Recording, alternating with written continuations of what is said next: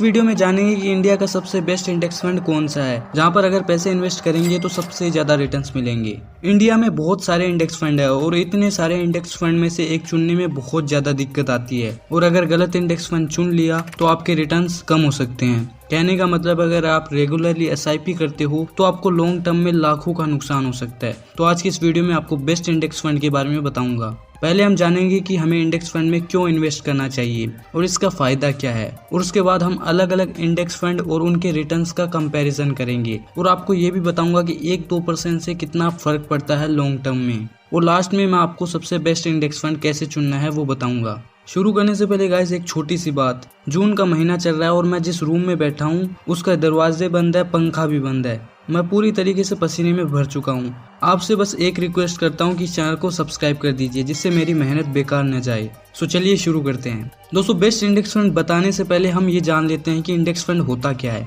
एक index fund कई सारे अलग अलग सेक्टर्स के बेस्ट स्टॉक से मिलकर बना होता है। इंडेक्स हमें शेयर मार्केट का हाल बताता है क्योंकि बीएसई स्टॉक एक्सचेंज में 5000 और एनएससी में 7000 कंपनीज लिस्टेड है। अब इन सबको तो ट्रैक नहीं किया जा सकता, इसलिए इंडेक्स फंड को बनाया गया है। इन इंडेक्स फंड में जो बेस्ट कंपनियां होती है उनमें आप पैसे भी लगा सकते हो। तो दोस्तों, अब हम डिटेल में जानते हैं कि हम इंडेक्स फंड में पैसे क्यों लगाते हैं। दोस्तों, हम कहीं पर भी इसलिए इन्वेस्ट करते हैं कि वहाँ से हमें अच्छे रिटर्न्स मिले। मतलब अगर हमने 100 रुपये कहीं पर लगाए हैं तो हम वहाँ से 150 या 200 रुपये कमाना चाहते हैं और अच्छे रिटर्न्स के लिए सबसे बेस्ट है इंडेक्स फंड। इंडेक्स फंड में पैसे लगाने का मतलब है हम देश की ग्रोथ में पैसे लगा रहे हैं। शेयर मार्केट में बिना नॉलेज के इन्वेस्ट करना रिस्की होता है, लेकिन आप बिना नॉलेज के इंडेक्स फंड की मदद से शेयर मार्केट से अच्छे खासे रिटर्न्स ले सकते हो। कई लोग पैसों को सेव करते हैं, उन्हें लगता है कि पैसा इकट्ठा करने से एक दिन उनके पास बहुत सारे पैसे होंगे, लेकिन ये सबसे बड़ा झूठ है क्योंकि ज्यादातर लोग ये पैसे या तो बैंक में रखेंगे या फिर घर में रखेंगे या किसी बेकार स्कीम के चक्रों में फंस जाएंगे। तो गाइस, अगर आप भी उनमें से हो तो आप बहुत बड़ी गलती कर रहे हो। आपने महंगाई का नाम तो सुना ही होगा। हर गरीब और मिडिल क्लास को इस महंगाई से दिक्कत है। इन्फ्लेशन यानी महंगाई आपके पैसे की वैल्यू को कम करती है, इसी को महंगाई कहते हैं। मतलब अगर आज आपके पास 1 लाख रुपए हैं और आप 10 साल तक उसे घर में रखते हो तो 10 साल बाद उसकी वैल्यू कम हो जाएगी। अब आपको 1 लाख का सामान खरीदने के लिए 2,15,000 रुपए की जरूरत पड़ेगी। मतलब अब आपके 1 लाख की वैल्यू 50,000 से भी कम हो चुकी है। इसे एक और एग्जाम्पल से समझते हैं। दोस्तों, 2010 में 1 kg मिल्क की प्राइस 25 रुपए थी और आज 50 रुपए है। दोस्तों, ये चीज आप चीनी या चाय पत्ती या किसी भी और चीज में देख सकते हो। अगर आप देखोगे पहले चीनी कितने की आती थी, पहले चाय पत्ती कितने की आती थी, तो आपको समझ में आएगा कि महंगाई बढ़ चुकी है। आप खुद अपने बचपन की बातें याद कीजिए।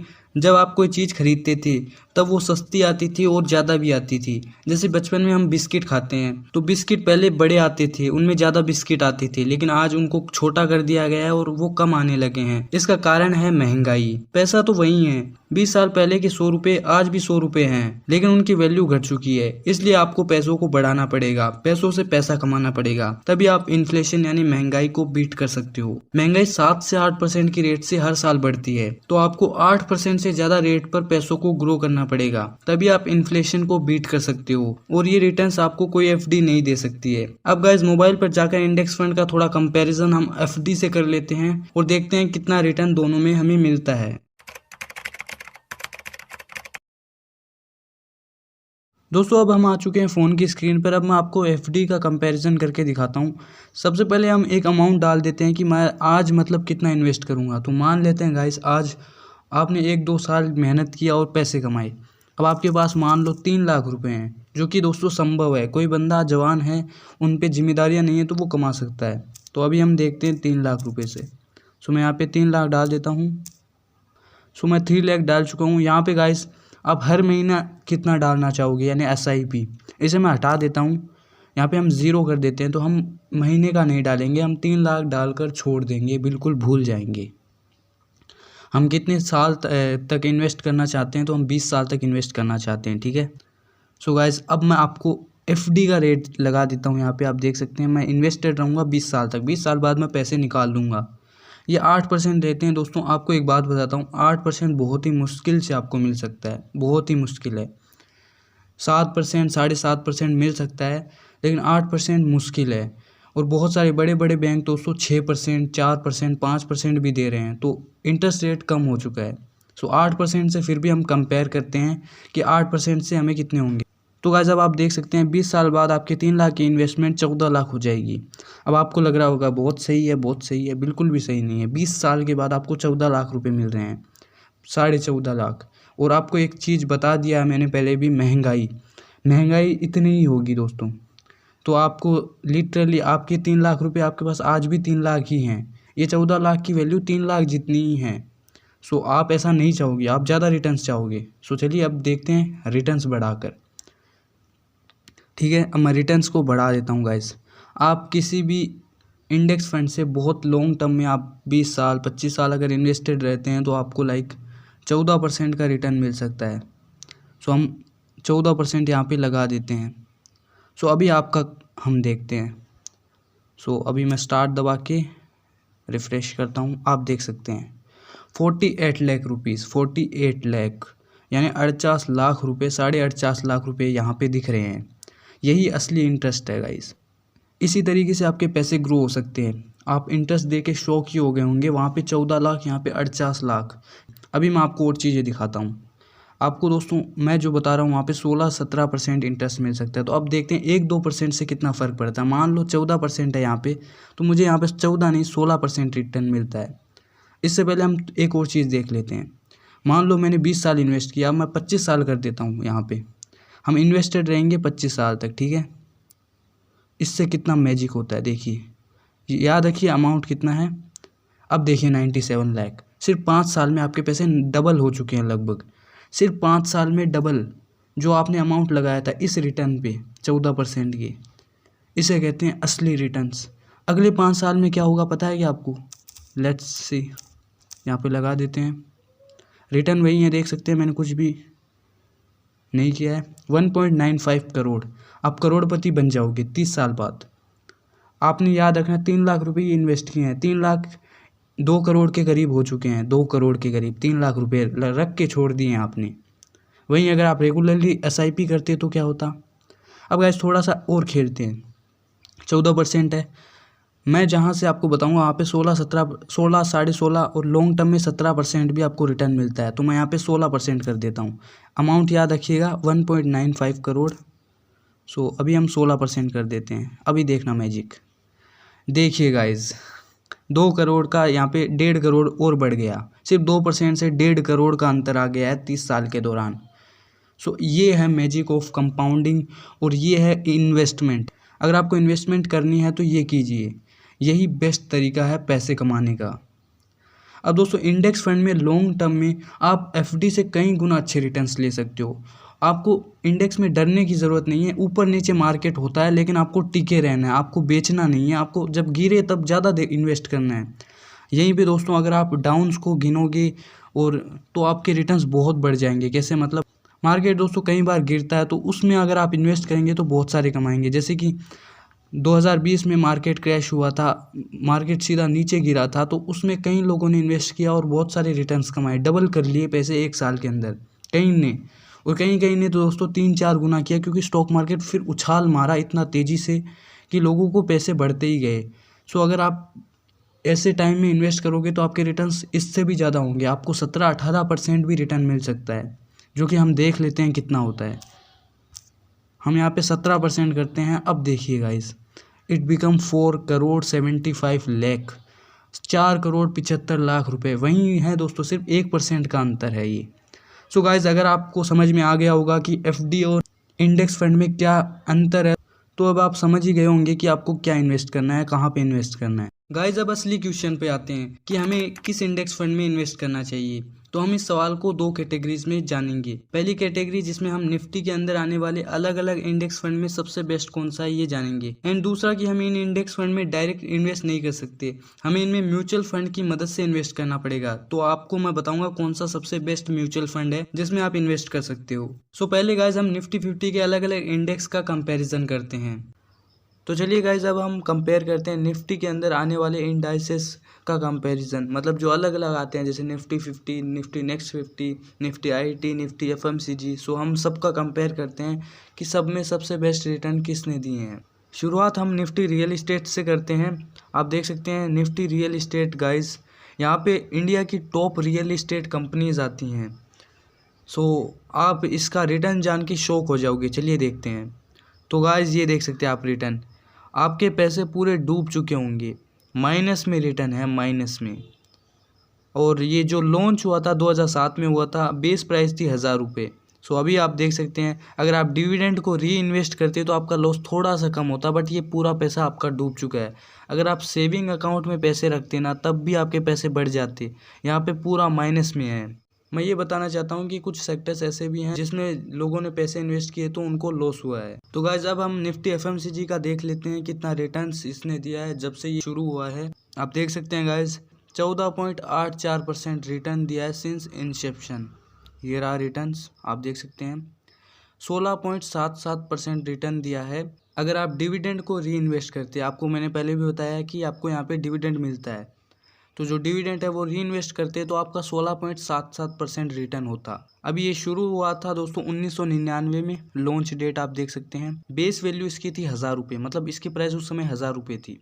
1000 से शुरू होकर ये बढ़ते बढ़ते दोस्तों आपको 16.77% का रिटर्न दिया अगर डिविडेंड को री इन्वेस्ट करते तो। अब हम दोस्तों जो बाकी बचे हैं उनको देख लेते हैं। तो गाइस अब हम आ गए हैं बैंक निफ्टी में। बैंक निफ्टी मतलब इंडिया के टॉप जो बैंक्स हैं उन्होंने कितने रिटर्न्स दिए हैं तो आप देख सकते हैं। ये रही रिटर्न्स, 17.25% रिटर्न दिया है सिंस इंसेप्शन, मतलब जब से शुरू हुआ तब से अब 17% तक रिटर्न दिया है। और अगर आप डिविडेंड को री इन्वेस्ट करते तो 18.85% रिटर्न आपको मिलता। शुरू हुआ था 2003 में, बेस वैल्यू थी 1000 रुपये। सो आप देख सकते हैं इसमें ये दोस्तों कंपनीज आती है, HDFC है टॉप पे, ICICI वगैरह, ऐसे आप देख सकते हैं सारे बैंक्स। सो ये बैंक्स है, तो अगर आप इसमें इन्वेस्ट करते हैं तो आप सारे इतने सारे बैंक्स हैं इनमें इन्वेस्ट कर रहे हैं। अब दोस्तों एक और खतरनाक सेक्टर है जिसने बहुत ही तगड़े रिटर्न्स दिए हैं, जिसे कहते हैं निफ्टी IT। इसमें दोस्तों IT कंपनीज आती है, टेक्नोलॉजी वाली कंपनीज आती है, तो आपको पता है रिटर्न्स तो तगड़े होने ही वाले हैं। सो निफ्टी IT ने दोस्तों 24% का रिटर्न दिया जब से ये शुरू हुआ है। 24% आप देख सकते हैं। डिविडेंड यहाँ पे नहीं दिखा रहा है कि डिविडेंड को री इन्वेस्ट करने पे क्या मिलता।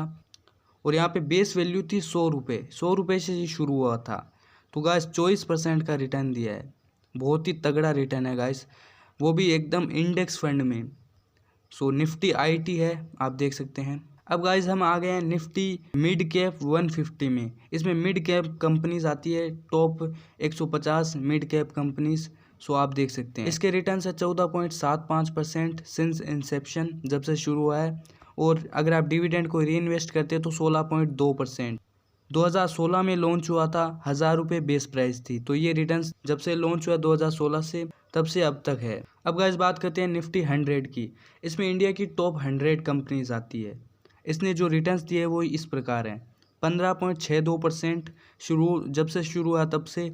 और अगर डिविडेंड को री इन्वेस्ट करते तो आपको 17.30% रिटर्न मिल जाता। शुरू हुआ था 2005 में, बेस प्राइस थी इसकी 1000 रुपये, तब से अब तक 17% का रिटर्न इसने दिया है, 17 से ज़्यादा ही दिया है। अब गाइज हम आ जाते हैं निफ्टी 50 में। निफ्टी 50 को के रिटर्न्स बताने से पहले मैं आपको एक बात बता देता हूँ कि कुछ इंडाइसेस को मैंने छोड़ दिया है। निफ्टी के अंदर बहुत सारे आते हैं, निफ्टी 500 भी है वगैरह वगैरह, लेकिन मैं सोच रहा हूँ वीडियो बहुत बड़ा हो जाएगा और उनके रिटर्न्स जो है मैं ये जो बता रहा हूँ इनसे कम ही है। सो इसीलिए मैंने यहाँ पे बहुत ही जो बहुत ही ज़्यादा लोगों को पता है उनको ही रखा है और उनका ही कंपैरिजन किया है। और इनसे ज़्यादा वो रिटर्न्स दे नहीं सकते हैं क्योंकि वहाँ पे बहुत ज़्यादा कंपनीज हो जाती है। सो मैंने यहाँ पे बेस्ट को रखा है, स्मॉल कैप वाली भी मैंने नहीं रखा है। सो मैं यहाँ पे सेफ़ को ज़्यादा प्रायोरिटी दे रहा हूँ, सेफ़ को मैंने यहाँ पे ज़्यादा रखा है जो अच्छे रिटर्न्स भी दें और सेफ़ भी हो। सो अभी हम आ गए हैं निफ्टी 50 में। इसके रिटर्न्स थोड़े शॉकिंग होंगे बट देखिए, आप देख सकते हैं 11.14% रिटर्न दिया सिंस इंसेप्शन। अभी स्टॉक मार्केट गिरा हुआ भी है थोड़ा, सो इसकी वजह से भी है, लेकिन 11% दिया है। और डिविडेंड को अगर दोस्तों यहाँ 1.43% डिविडेंड मिलता है तो अगर री इन्वेस्ट करते तो हो सकता है 12-13% चला जाता, 13% चला जाता।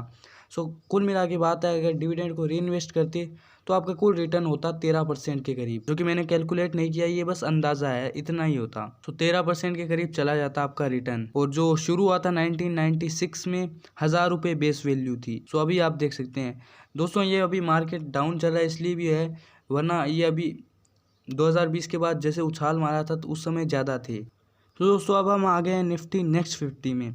इसके रिटर्न्स देख लेते हैं। 15.04% रिटर्न दिए। डिविडेंड को अगर री इन्वेस्ट करते तो ये ज़्यादा होता, 16-17% आराम से चला जाता, 17% चला जाता।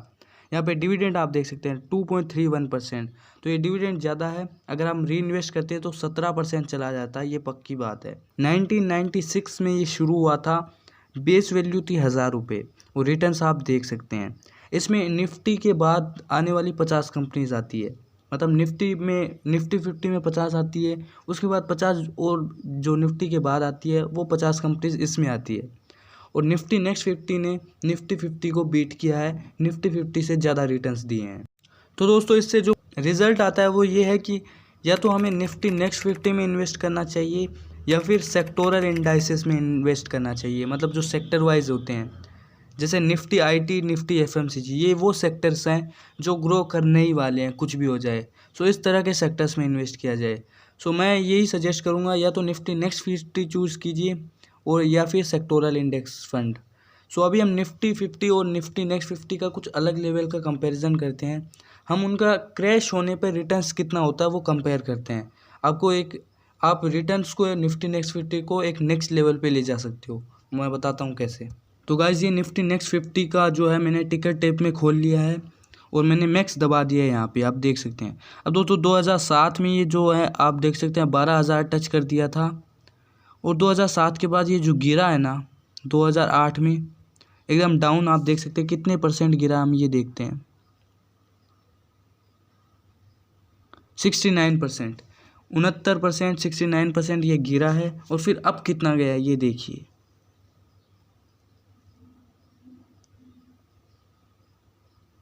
215%।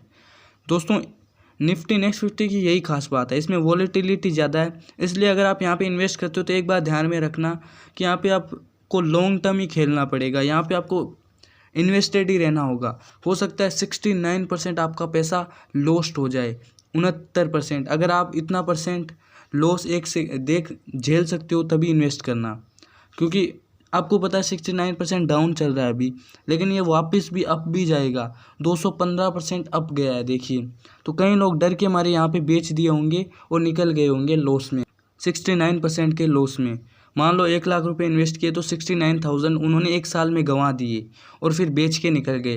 लेकिन जिन्होंने नहीं बेचा, जो सोचे कि हाँ ये अभी डाउन चल रहा है वापस अप आएगा, तो ये देखिए 215% का रिटर्न उन्होंने लिया होगा।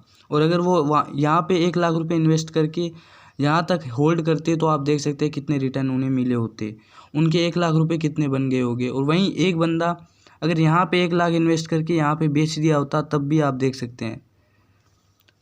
सो यहाँ पे इसकी यही खास बात कह लो, बुरी बात कह लो कि ये डाउन्स आते हैं गाइस, और ये निफ्टी 50 से कहीं ज़्यादा गिरता है, लेकिन फिर जो तबाही मचाता है वापस, मतलब बुल रन जब होता है तब गाइस ये निफ्टी 50 को बीट कर देता है और ज़्यादा रिटर्न्स देता है। सो इसलिए निफ्टी नेक्स्ट 50 एक अच्छी चॉइस होगी।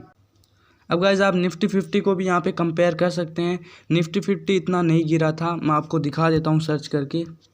सो हम यहाँ पे निफ्टी 50 सर्च कर लेते हैं, ये देखिए मैक्स दबा देते हैं, ये देखिए 2007,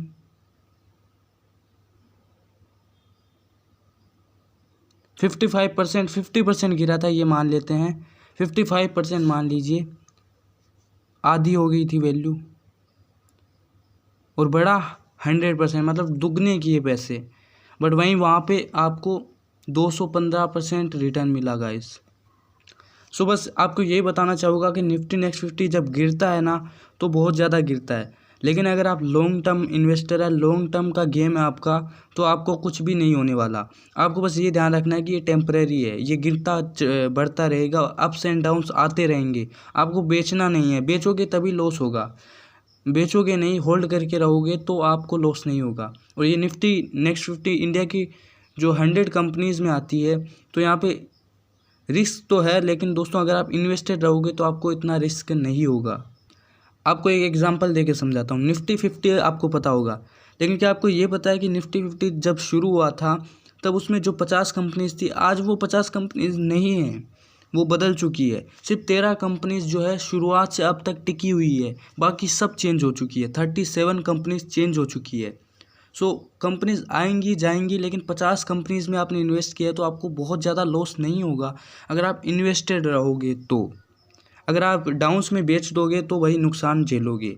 वहीं अगर आप डाउन्स में ख़रीदोगे तो आप नेक्स्ट लेवल रिटर्न्स ले सकते हो। 20% भी आपको रिटर्न मिल जाएगी अगर आप डाउन्स में तगड़ा पैसा इन्वेस्ट करो और होल्ड करके बैठे रहो। अब गाइस हम बात कर लेते हैं बेस्ट म्यूचुअल फंड्स की, कि आपको कौन सा म्यूचुअल फंड चुनना चाहिए अगर आपको निफ्टी नेक्स्ट 50 में इन्वेस्ट करना है या फिर निफ्टी 50 में इन्वेस्ट करना है। तो यहाँ पे निफ्टी नेक्स्ट 50 के लिए UTI Nifty next 50 index growth direct plan, ये आप नाम देख सकते हैं। तो ये आप चूज़ कर सकते हो, ये अच्छा है। क्यों है अच्छा? क्योंकि इसका AUM हाई है, एसेट अंडर मैनेजमेंट, और एक्सपेंस रेशियो भी इसका ठीक ठाक है। बाकी आपको और भी मिल जाएंगे जिसका एक्सपेंस रेशियो कम है, लेकिन इसकी खास बात है कि इसका AUM ज़्यादा है। तो इन दोनों फैक्टर्स को कंसीडर करने के बाद ये आपके लिए बेस्ट रहेगा। यूटीआई आप निफ्टी 50 भी यूटीआई का ही ले सकते हैं, वो भी बहुत ही अच्छा है। सो आपको मैंने बता दिया यूटीआई का अच्छा रहेगा आपके लिए mutual fund.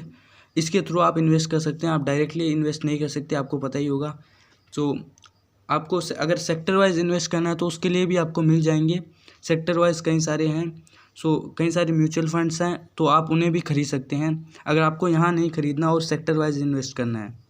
FMCG Nifty IT दोनों का आपको मिल जाएंगे। अब दोस्तों लास्ट में मैं आपको एक ही इम्पोर्टेंट बात बताना चाहता हूँ कि 20-25 साल पहले दोस्तों स्टॉक मार्केट में जो इन्वेस्ट करते थे ना, वो बड़े बड़े शहरों के लोग होते थे। गाँव के लोगों को, छोटे शहरों के लोगों को पता ही नहीं था स्टॉक मार्केट, शेयर मार्केट क्या होता है। लेकिन दोस्तों अब जमाना बदल चुका है, टाइम बदल चुका है। आज के टाइम में सबके पास फोन है, जिसकी मदद से लोगों को शेयर मार्केट का नॉलेज हुआ है। गाइज मैं आपको गारंटी दे सकता हूँ आज से 20-25 साल बाद गाँव के और छोटे शहरों के लोग दोस्तों स्टॉक मार्केट को डोमिनेट कर रहे होंगे। तो अगर आपको स्टॉक मार्केट के बारे में जानना है, सीखना है, तो इस चैनल को सब्सक्राइब कर दीजिए। मिलते हैं नेक्स्ट वीडियो में। Thanks for watching.